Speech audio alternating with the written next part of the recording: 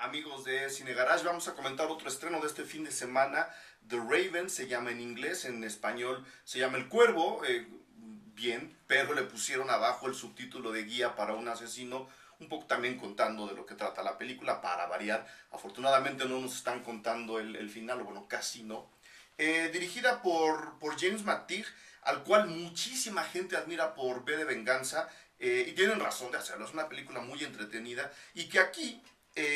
digamos, toma una historia completamente ficticia. La película comienza narrándonos cómo es que Edgar Allan Poe, autor del poema El Cuervo, que bautiza esta película y al cual se hace referencia durante la primera parte de esta historia,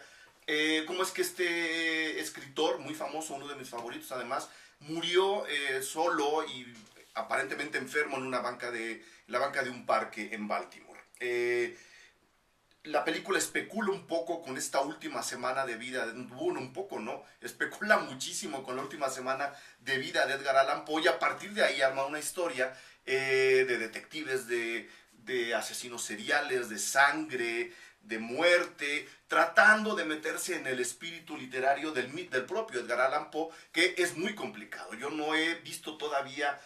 una buena adaptación de ninguna de sus historias al cine. Siempre se le han querido acercar, a lo mejor de manera muy literal, otra de manera muy alocada, y terminan por entregar unos pastiches muy extraños. Esta película está justo a la mitad, diría yo, de lo que pasó con Sherlock Holmes, ¿no? Un acercamiento mucho más desbalagado, completamente ficticio, salido completamente del tono que debería tener un Sherlock Holmes tradicional, pero del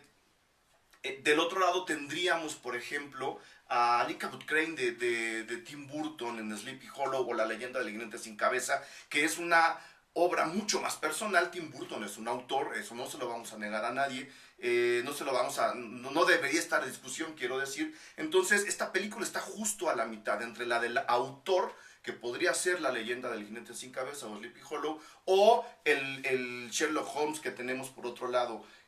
con el señor Robert Downey Jr. Entonces, al caminar en la mitad, al no estar contando una historia verdadera, sino inspirada en los textos de Edgar Allan Poe, lo que acaba siendo en realidad es un gran homenaje justo a la inspiración que Poe ha dado a otros escritores, por un lado, y a muchísima gente que está haciendo cine, aparentemente entre ellos el propio James McTeague. El problema es que yo siento a John Cusack un poco salido de sí mismo, un poco sobreactuado en el papel de Edgar Allan Poe, lo cual podría explicarse, por un lado, por la manera en la que tiene que hablar. No puede hablar como se habla en la actualidad, tiene que usar un lenguaje de finales del siglo XIX, y eso como que lo saca de repente de balance y nunca acaba de entregar un papel que, desde mi punto de vista, debe haber sido mucho más oscuro, mucho más inclinado hacia la propia autodestrucción de un alcohólico, como lo era Edgar Allan Poe, de un hombre un poco dominado por su propio destino, como lo era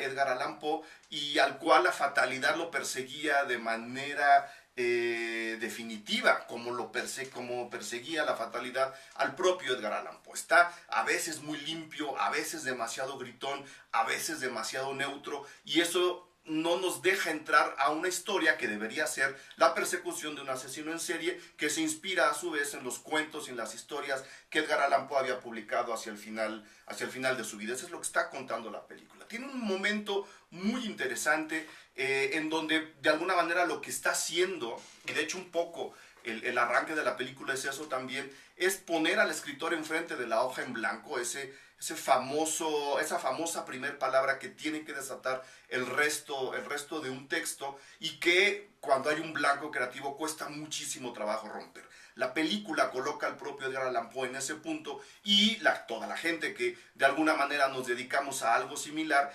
hemos experimentado esa ansiedad, y la manera de sacar a Edgar Allan Poe de ese blanco creativo es enfrentarlo a él mismo. Es decir, hacer que encuentre un asesino en serie que se inspire en los propios cuentos de él, para ir generando una crónica de la persecución de este asesino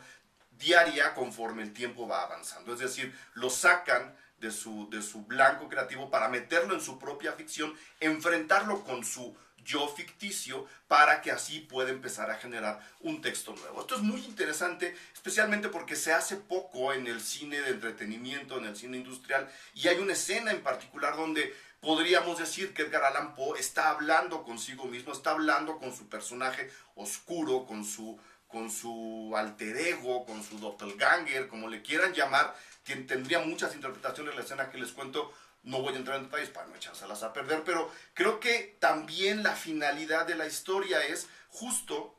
tratar de que reflexionemos alrededor de la figura de Edgar Allan Poe como producto de su propia ficción, lo cual tampoco es muy profundo en la cinta, lo dejan pasar de una manera bastante brutal, orillándose a un final que no tenía otra salida, pero que está presente ahí en la película, aunque sea de manera muy sutil, y eso me generó a mí el suficiente interés como para acabar un poco la historia, que por momentos es aburrida, tiene muy buenos instantes, pero tampoco es ninguna, sabemos, ninguna película intensa y que nos aborde por completo, está como a la mitad, pero insisto, esta reflexión alrededor de la figura de Edgar Allan Poe me parece muy buena, especialmente porque puede atrapar a dos tipos de públicos completamente diferentes. Unos, los que hemos leído Edgar Allan Poe y somos fans de él, yo en mi caso desde muy pequeño,